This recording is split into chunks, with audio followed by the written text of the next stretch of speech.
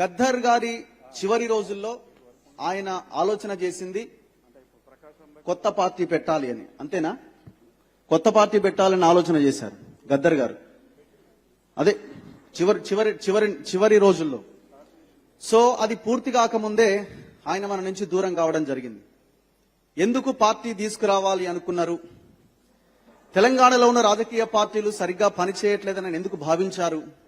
So Gaddar వర్ధంతి సందర్భంగా మనము ఆలోచించాల్సింది కూడా అదే.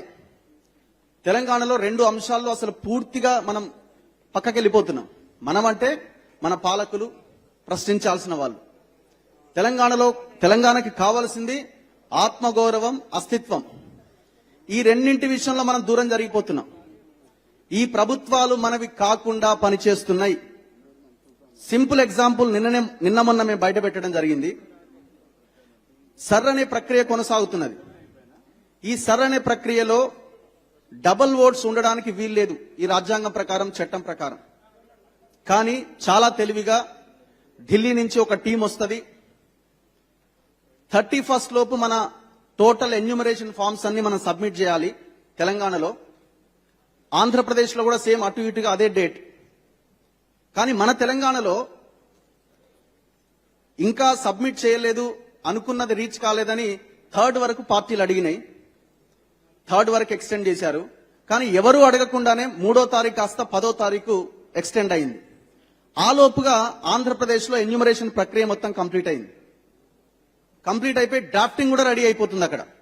సో అక్కడ నా ఓటు ఉందా లేదా అని ఆంధ్ర ప్రజలు, ఆంధ్ర ఓటర్లకి అక్కడ క్లారిటీ వస్తున్నది. ఇమీడియట్ గా వాళ్ళు ఇక్కడ కూడా అప్లై చేసుకోవడానికి అవకాశం ఉన్నది. మరి 2 ఓట్లు పోతాయి కదా, ఉండవు కదా అని అంటే ఇంటర్ స్టేట్ టు స్టేట్ ఓటుకి సంబంధించిన దాంట్లో అసలు ఆ మెకానిజమే లేదు. ఓటుని తొలగించే మెకానిజమే లేదు. కేవలం మీ జిల్లా నల్గొండ అయితే హైదరాబాద్ లో మీకు 2వ ఓటు కూడా ఉంటే జిల్లా టు జిల్లా ఓటు తీసేస్తున్నారు. కానీ ఇంటర్ స్టేట్ ఓటు మాత్రం పోవట్లేదు. సో రేపు పొద్దున డీలిమిటేషన్ జరగబోతున్నది. ఈ డీలిమిటేషన్ జరిగితే ఎక్కువ జనాభా ఉన్న హైదరాబాద్ డెన్సిటీ ఎక్కువగా ఉంది కాబట్టి ఇక్కడ నియోజకవర్గాలు పెరుగుతాయి. ఈ తెలంగాణలో ప్రభుత్వం ఏర్పాటు చేయడాన్ని డిసైడ్ చేసేది ఆ ఓటరే కీలకమవుతారు. మన పార్టీలు, తెలంగాణ వాదులంతా ఏం చేస్తున్నారు ఒక్కసారి ఆలోచించండి దీని మీద. సో టోటల్ గా తెలంగాణ ఆత్మగౌరవము, అస్తిత్వము మనది కాకుండా పోతున్నారు. అరే ఎంత దారుణం! ఒక్కరు మాట్లాడిర్రా? తెలంగాణ ముఖ్యమంత్రి సీఎంఓ వెబ్సైట్ లో 369 మందిని పిట్టల్లాగా కాల్చిన కాసు బ్రహ్మానందరెడ్డి సెలబ్రేషన్స్ చేసిరండి. ఎక్కడ పోయారు తెలంగాణ వాదులంతా, తెలంగాణ కోసం కొట్లాడిన వాళ్ళంతా? ఒక్క స్టేట్మెంట్ రాలే ఒక్క పార్టీ నుంచి. 369 మందిని రోజుకొకరిని పిట్టల్లా కాల్చిన కాసు బ్రహ్మానందరెడ్డి సెలబ్రేషన్స్ చేసిరు. సిగ్గుతో తలదించుకోవాల్సిన పరిస్థితి. ఈ పార్టీలు మనకి కావు. ఎవరన్నా కాంగ్రెస్ వాళ్ళు, బీఆర్ఎస్ వాళ్ళు ఉన్నా ఈ వేదికను ఈ రకంగా ఎందుకు వాడుకుంటున్నారంటే ఈ రకంగానే వాడుకుంటాం. ఇది గద్దర్ వేదిక. ఇది ప్రశ్నించడానికి ఈ వేదిక ఏర్పాటైంది. గద్దర్ కళాక్షేత్రం ఏర్పాటు చేస్తారని 2 ఏళ్ల కింద ముఖ్యమంత్రి హామీ ఇచ్చిండు. ఇంతవరకు ఆ హామీ నెరవేరలే. ఎంతమంది అడుగుతున్నారు? తెలంగాణ నక్లెస్ రోడ్ లో ఈ వేదికను ఏర్పాటు చేస్తామన్నారు కదా, ఎకరం భూమి ఇస్తామన్నారు కదా.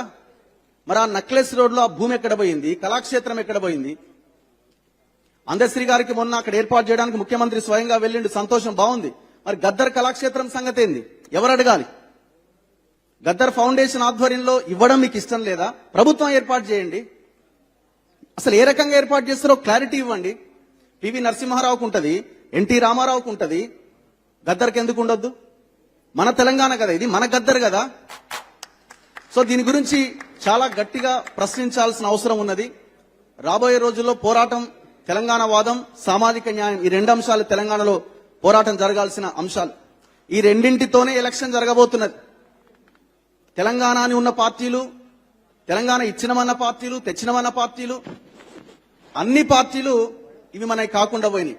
గద్దర్ ఆశయం ఒకటే, రాబోయే రోజుల్లో పార్టీ రావాల్సిందే, ప్రత్యామ్నాయం రావాల్సిందే. అది తెలంగాణ సోయితో ఉన్న ప్రత్యామ్నాయం రావాలి. సో ఆ తెలంగాణ సోయితో ఉన్న ప్రత్యామ్నాయం ఎవరి నుంచి వస్తుంది? లీడర్ ఎక్కడున్నాడనే క్వశ్చన్ చాలా మందికి రావచ్చు. ఆటోమేటిక్ గా వస్తుంది. ప్రజలను అవేర్నెస్ తీసుకొద్దాం.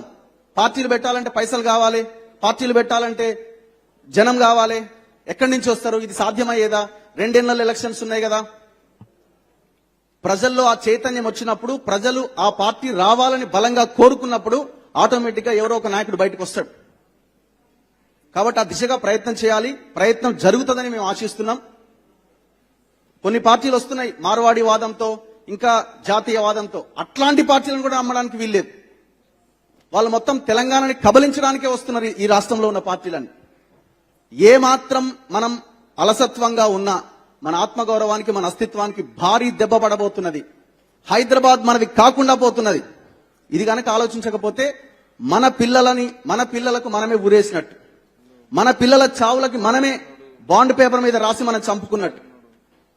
రెచ్చగొట్టడం అనుకుంటారో, రెచ్చగొడుతున్నాడు అనుకుంటారో, ఏదన్నా అనుకోండి, గ్రౌండ్ లో తిరుగుతున్న వాళ్ళంగా కడుపు మండి గుండెలు రగిలి చెప్తున్న మాట ఇది. మేము లేం తెలంగాణ ఉద్యమంలో, మీరున్నారు తెలంగాణ ఉద్యమంలో.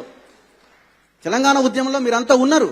తెలంగాణ ఉద్యమంలో ఉన్న కళాకారులు గాని, ఉద్యమకారులు గాని క్వశ్చన్ చేయండి, ప్రశ్నించండి, బయటికి రండి. పార్టీల గొడుగుల కింద ఉండకండి. దయచేసి ఇండిపెండెంట్ గా బతకండి. ఒక తరం త్యాగం చేస్తేనే తెలంగాణ నిలబడుతుంది. ఒక తరం త్యాగం చేస్తేనే తెలంగాణ నిలబడుతుంది. సో ఆ త్యాగానికి సిద్ధపడండి. సిద్ధపడడానికి మాలాంటి వాళ్ళం రెడీగా ఉన్నాం. ప్రతి ఒక్కరం రెడీగా ఉందాం. థ్యాంక్ యూ, ధన్యవాదాలు.